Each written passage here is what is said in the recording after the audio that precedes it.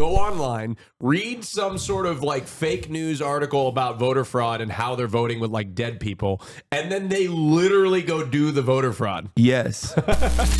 Oh, here. Officials now say they've identified a suspect vehicle tied to a pair of ballot drop box fires in Portland, Oregon. Authorities are investigating the very disturbing incidents as well as another blaze at a drop box in neighboring Washington state. I want to bring in CNN Sarah. Maybe they're equal opportunity. They went into the Washington state for a red district, and they went into Portland, Oregon to a blue district. Austin, get over here.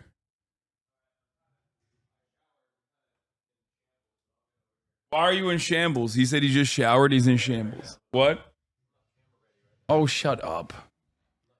Oh, shut up. Oh, I'm not camera ready. Oh no. In my face and in my jammies.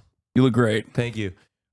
Look, I don't understand anybody who lives in Oregon, Multnomah County. Oh, in case you didn't know, I'm from Oregon. Oh yeah, you're wearing. Yeah, we brought our Oregon correspondent, and he's literally wearing an Oregon shirt. Oregon correspondent here. By the way, your lighting is so much improved in here. Yeah. Oh my God. Like before it was crazy, but now it's just like I can comfortably sit here and know I'm not going to be like light's not going to be bouncing off my forehead. Yeah, this is nice. Anyway, Multnomah County, it represents the large majority of Portland. Where was this ballot box in Multnomah County? It was in Portland. What part of Portland was it? I don't know. We'll see. Murray, she's working the story for us. So what are you learning, Sarah? Well, Wolf, obviously this is very disturbing. We don't yet know Southeast? what the motivations are behind Belmont? this, but officials are saying that there appear to be three different instances that are linked. The ones that we're hearing about today that took place in Oregon as well as Washington, and one that took place earlier this month in Washington State, where there was an incendiary device that was somehow attached to these ballot drop boxes and caused, these kinds of. Yeah, here's where the ballot box in Vancouver is located, on the south end of Clark County, which was overwhelmingly blue. Yeah, that makes sense. Okay, so it's not a fucking. It's not. They're okay. I wonder who did this. You'd have to burn a lot more ballot boxes in fucking Oregon and Washington State. Jesus Okay, don't Christ. give them ideas, No, bro. I'm not telling you to do it. No. Hold on, FBI. Believe me, don't worry. I'm not telling you to do that. I'm not telling you. Don't do that. Don't do that. Okay, I'm not saying. Whoa, you're speaking to them directly? No, you're communicating with them? No. Is this a stand back, stand by moment? That'd be fucked up if I got done in for that, but Trump incited a riot at the Capitol on January 6th, and anyway. FBI, open up. No, don't do it. Now it seems like you're giving them commands. No, Austin. no, I'm not. Stand What back. the fuck? Stand back and stand by. Oh my god. Oh my god. The videos that we're seeing here, these flames and ballots burning in Oregon, they said it was just 3 ballots that were impacted and that they've reached out to the people who were impacted. And in Washington State, they said there are hundreds. And so they're basically telling people, if you cast your ballot over the weekend in this drop box, to check the ballot tracker online. These are both states that conduct their elections predominantly by mail. And of course, in Washington, we have seen this very hotly contested congressional race. And Congresswoman Marie Gluesenkamp-Perez put out a statement. She's one of the candidates, of course, in this hotly contested race, saying, I'm requesting an overnight law enforcement presence be posted. I mean, yeah, she's a Democrat, but like, she's the worst kind of fucking Democrat, but it's whatever. Is she like the... She ran on a relatively progressive populist message, Justice Democrat style campaign, and then immediately turned around and was like, I'm Kirsten Sinema. Kirsten Sinema died and was, woke up inside of my body. She is so fucking annoying. Marie, this representative? Yeah. Oh, I thought you were talking about the anchor. No. Marie Gluesenkamp-Perez. Marie Perez. Oh, is she? She literally is a Kirsten Sinema. Yeah, she's a Clark County yeah, she is so fucking abysmally bad. Oh. She literally she's like a problem solvers caucus. Wait, is she also bisexual? Shut the fuck up. No. Come on, she's a fucking Washington State representative. Of course she's bisexual. Oh my god. Oh my god. It's by Are you invisibility. kidding me? It's by invisibility time. Oregon had a bisexual governor, and then we now have a lesbian governor. I went to college with her. We're She gay as fucking fuck. sucks. Like, I mean, here, it's just I'll Portland, show you. basically. I'll show you what like she ran on. Hold on. Like, if you were to watch, like, let's see if we can find like her old ads. Not like recent. Fuck. Can you guys find one of her older ads?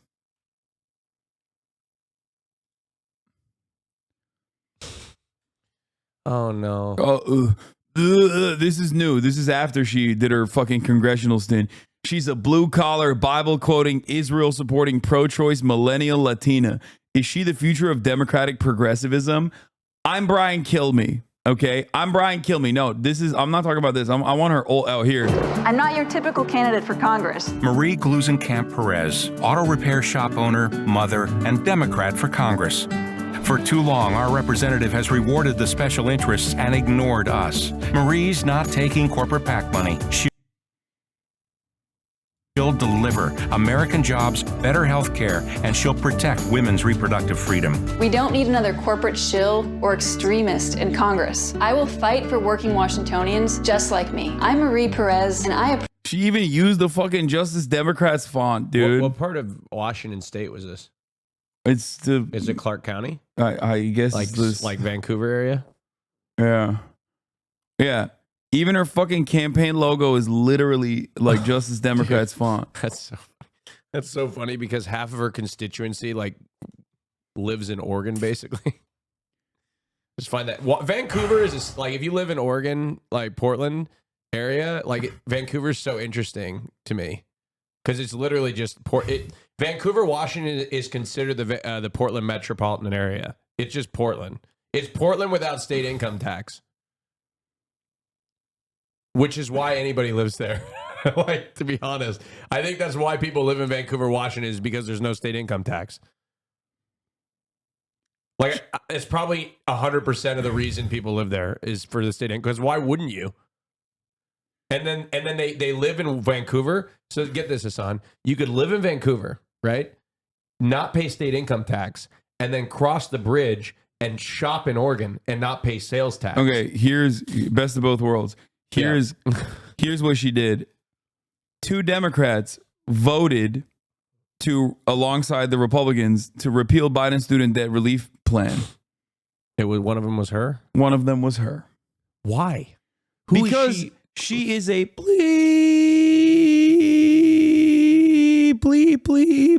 I can't even fucking.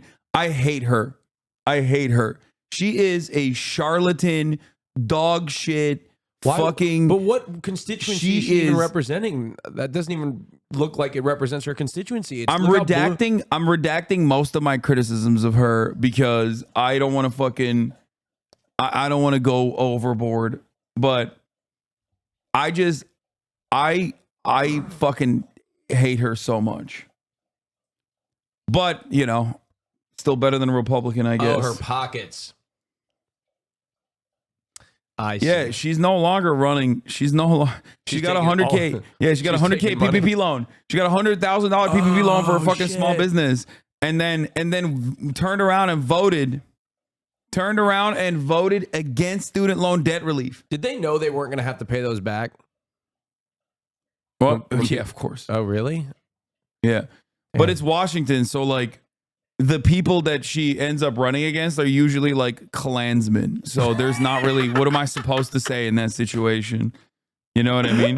She's like, okay, you have like, you have the reincarnation of Kirsten Sinema, who is going to literally spear dick every progressive policy, join the problem solvers caucus, and just like create more issues for the Democrats.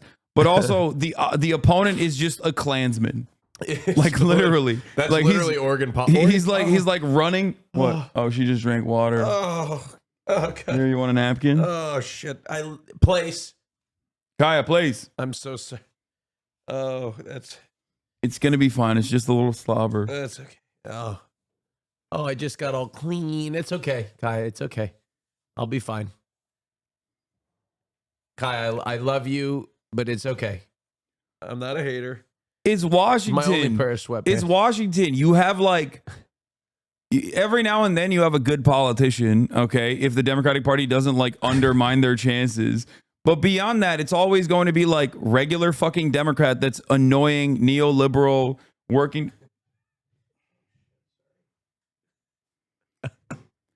to undermine the Democratic Party's very own agenda versus a guy who wears like a Klan's robe at a rally and he's like, oops, well, it could have been any kind of robe, really, that also like secretly wants to, I don't know, separate Washington from the rest of the country or something. It's like a Washington cessationist. Wait, did Washington try to do the secede to, there's a part of Oregon that wants to secede to Idaho. That's what I'm saying. Those guys in the PNW is riddled with these fucking weirdos, okay? Okay, it's not as common. Well, actually, I digress. It actually is very common.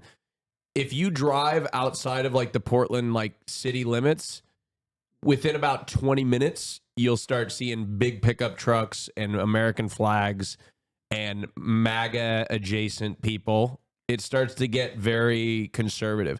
In the rural areas of Oregon, like if you drive south on Interstate 5, you'll hit a town. I don't know if anybody here. I may get somebody from this town. There's a town called Canby, Oregon. You get into those towns. Even Gresham, if you go east to Gresham and Troutdale, it gets more conservative. If you go to like in Clackamas County, Oregon City, even Salem gets decently conservative. It gets conservative as you drive south, and then you hit Eugene, and it gets like really blue for a second. Are you reading what's in front of the screen? GOP candidate asks residents to mail him their pee. What? If you're in Cave Junction, Oregon, this congressional candidate would like to hear from. If you're in Cave Junction, Oregon, this congressional candidate would like to hear from you. Wait, my name is Art Robinson. Read one of the mailers he sent to 500,000 Oregon residents in March. I'm a scientist who has lived and worked in Josephine County for 34 years. My colleagues and I are developing improved methods for the measurement of human health. Please consider giving us a sample of your urine. Robinson is a scientist. And that's part of the problem. Caltech educated chemist has run a research nonprofit out of a family compound in the mountain town of Cave Junction near the California border. In a monthly newsletter called Access to Energy, Robinson has used his academic credentials to float theories on everything from AIDS to public schooling to climate change, which he believes is a myth. In perhaps his most famous missive, Robinson once proposed using airplanes to disperse radioactive waste on Oregon homes in the hopes of building up resistance to degenerative illnesses.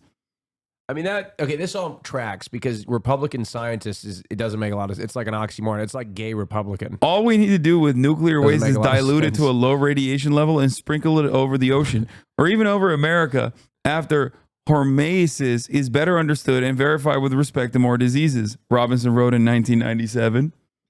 I want you guys to know that this is not representative of me as an Oregonian, okay?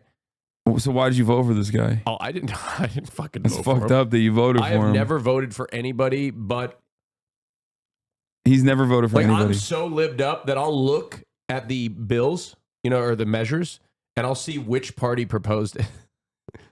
I'll try to find who and what party proposed the bill. And if a Republican proposed it, I'm voting against that motherfucking shit because I know it's crazy. All right, let's watch this. Posted at all ballot drop boxes in Clark County through Election Day.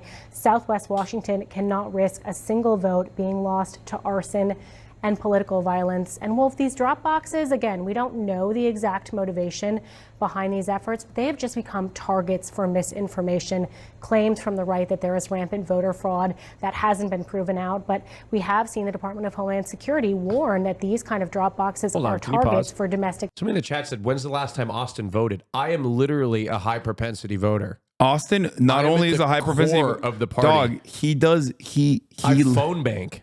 He literally phone banks. I'm for phone the banking tomorrow. Like I'm not even I'm literally phone banking tomorrow. That's why he's still here. That's why I'm here because I'm phone banking. He banking. didn't fucking leave LA because he's gonna do a phone banking. Creators for Kamala phone bank that I am not going to. Yeah. Violent extremists. So, we'll wait to see. Officials are investigating locally. The FBI is investigating. We'll see what comes of those investigations. Yeah, I'm sure the story is going to continue. All right, breaking news, a search underway for whomever set fire to 2 ballot drop boxes in 2 different states. So the fires were in Washington State and Oregon and destroyed hundreds of ballots. And authorities at this hour believe the 2 fires are connected. And they've actually identified what they say is a suspect vehicle tied to the incidents. That is according to the latest reporting out of the Associated Press this hour. And it actually comes days after a mailbox fire in the swing state of Arizona damaged multiple ballots. Tonight, the FBI and the DHS are warning of, quote, domestic violent extremists who want to terrorize the voting process, with election workers being potential targets. Out front now, Pennsylvania's Republican Secretary of State Al Schmidt. That doesn't reduce it. I mean, that doesn't like help us identify the political ambitions of the person, though, because I feel like so? In Oregon, because I feel like everyone fucking drives a pickup truck. Oh, well, I guess if it was a Subaru specifically, if it was a Subaru, maybe definitely would be very ambiguous. Yeah. No truck like in Oregon. Look, if this was Texas, maybe you could. Oh, it was a Ford sedan. Okay, it's a little bit more ambiguous. Oh, it was a Volvo, an S60 Volvo. That's interesting. That's interesting. I wouldn't have expected. Oh, let me look at the car. I see a lot of these vehicles. Oh yeah, conservative. No, you don't know that. No, the conservative part is because they're fucking lighting like blue areas. Like that's what implies that they're probably conservative. That's not a lived up car. All right. Now, if we saw that drive away and it was like a 1999 Camry with a bunch of bumper stickers on it, then I'd say, okay, maybe this is maybe the call is coming from inside the house. Someone's at Antifa. Yeah, okay, dude. You know? And Secretary Schmidt, I'm sorry to be talking to you under these circumstances, and I know we're going to be talking a lot over these next weeks as this all plays out. I want to start with these fires. How worried are you about them? Are you worried Pennsylvania could be a target of these sort of drop box fires? Well, I've certainly seen reporting on these incidences in Pennsylvania, all drop boxes that we have. And again, they are county board of elections drop boxes, have video surveillance on them.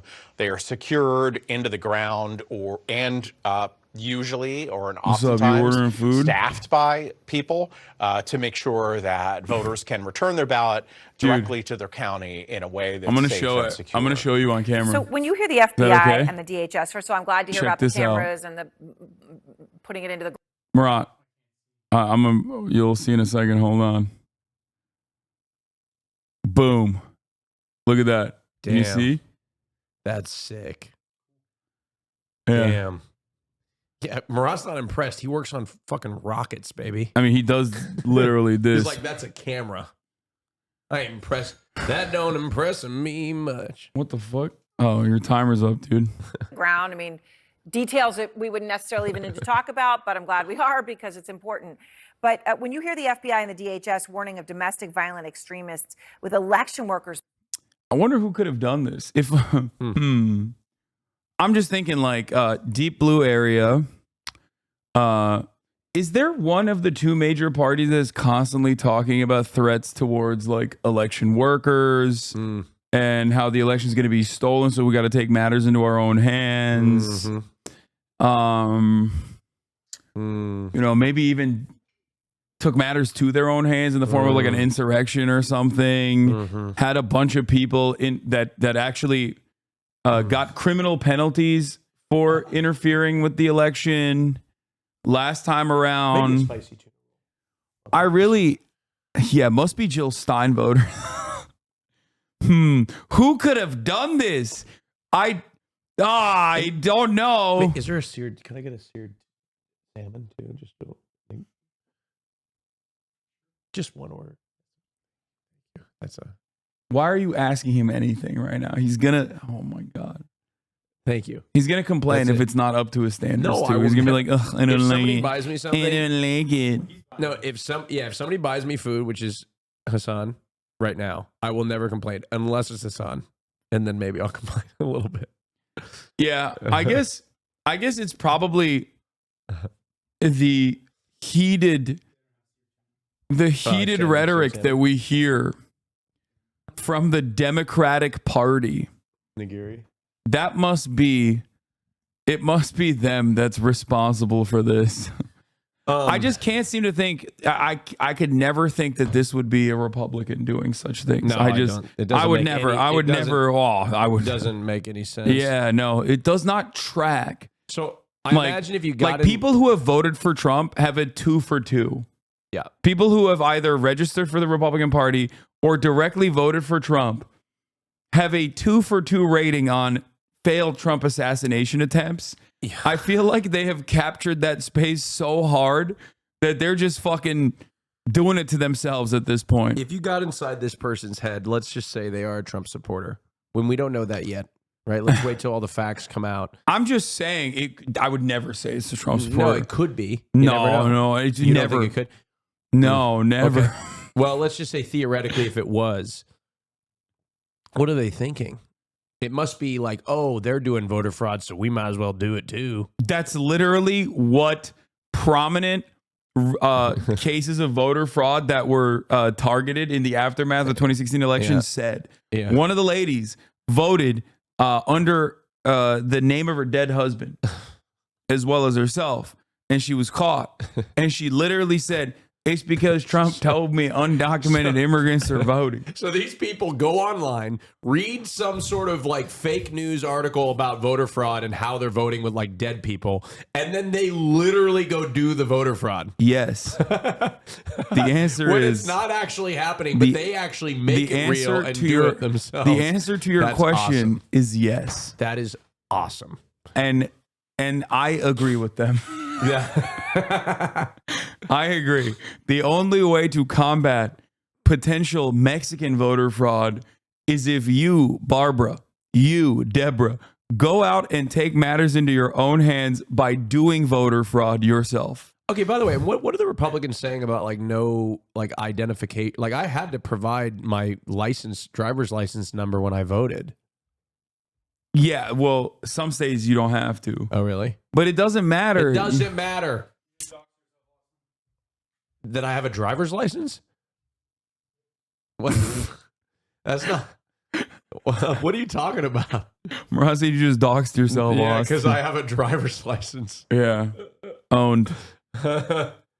Being potential targets. No, guys, come on. Are you kidding me? I don't support voter ID. Are you fucking kidding me? Austin wants voter ID. No, he I told don't. me they're restrictive. A little bird told me that you used some of the rhetoric that you heard from me earlier about shy Kamala Harris voters in the morning conversation that you had with. Oh yeah, with Mike. With Mike. That's a me. That's not your rhetoric. That's my rhetoric. I came up with that on my own. I swear to God, that's something that I have thought for a long time, but maybe you had the confidence to say. But no, look, there's no such thing. Look, I'm going to say it. Oh my God. There's no such thing anymore as a shy Trump voter. They are the most proud. Stop. No. You're repeating things I told. What the fuck? They are the most proud, like. I'm done doing political commentary. Freaks. I'm just gonna call Austin up on the phone. In fact, and have conversations with him so he can just say it. Part of the fact of being like being a Trump supporter is like what they value is telling you that they're a Trump supporter and like I don't give a fuck what you Austin, think. this is verbatim the conversation that we had. Maybe I got it from you. It's one of those things that it happened and I don't know where I got it from. Maybe I got it from you. We had a phone conversation. I was thinking about this before. I brought it up and you're like, yes. And then you went on a tangent. No, that's not. No. I was in the shower too. Yeah. Like I know exactly what I was doing at the time. By the way, because I was thinking like, should I tell Austin that I'm in the shower while we're having this conversation? Is another thought that went through my mind while we were having that convo. I do have some data. I think this is a good opportunity to share it about the election. There have been poll after poll after poll that have indicated that amongst those that have already voted in states, Kamala Harris is winning in even Florida. Now let me pause. Florida is not going to go blue. No question about it, right? But what it does tell you is that it's an early indicator that she's winning independents by a large margin, specifically in the early vote. Now, we'll have to see what happens on election day, but if you look at a state like North Carolina, it's pretty much split 1/3 Republican, 1/3 Democrat, 1/3 independent. So based on and somebody said you trust polls too much. First of all, I don't trust polls too much, but polls specifically that are polling people that have already voted tend to be pretty reliable polls. And I say that because I read it somewhere. Those tend to be a little bit more reliable. North Carolina is absolutely not lost. Absolutely not lost. But there are indicators that she's winning among independents. And a lot of young people specifically. Oh, and I also heard today, this is what I am not sure of, okay? I am not sure of this, but I did hear that in Nevada, they are seeing indications that like lower propensity voters, people that haven't voted before, Democrats are doing pretty well in that category and better than Republicans in Nevada at this moment. The tide is obviously they got out to a good start, but the momentum that Republicans have is starting to come down a little bit. But yeah. Anyway, that's some data that I found out. But who knows what's going to happen on election day? But if she's doing well with independents in North Carolina, I think Republicans have a. All right, stop poll watching. Let's get back to the story. For so many of whom, of course, are volunteers coming out to help their community. And the most important people on election day, it's not the Secretary of State. It's not even a county commissioner.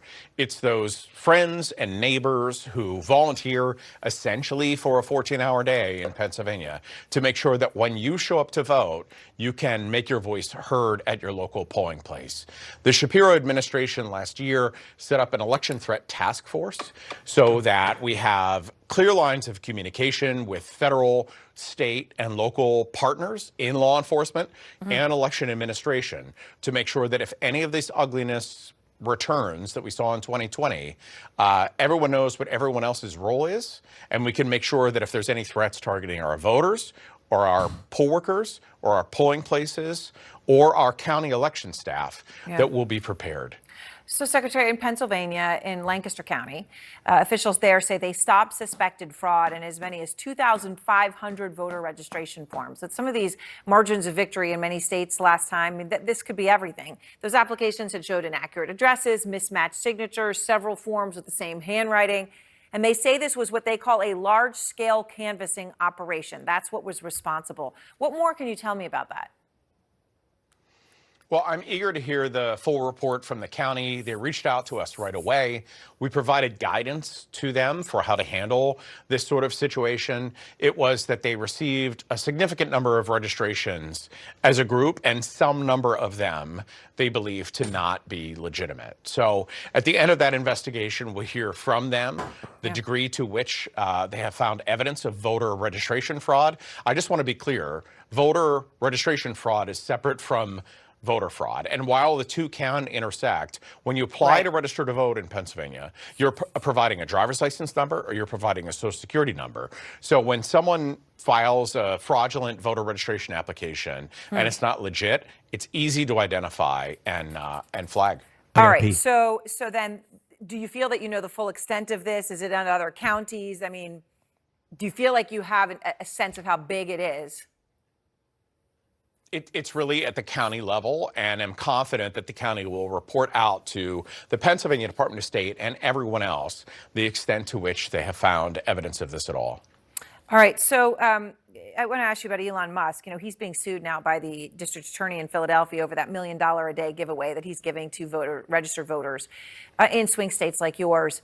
They say that it's an unlawful lottery. They want it shut down. Do you think Elon Musk has broken the law, Secretary? Well, I can certainly see why it would be concerning. The Pennsylvania Department of State is not a law enforcement agency. So I would really leave that up to our partners in law enforcement to make a determination about whether that's lawful or not.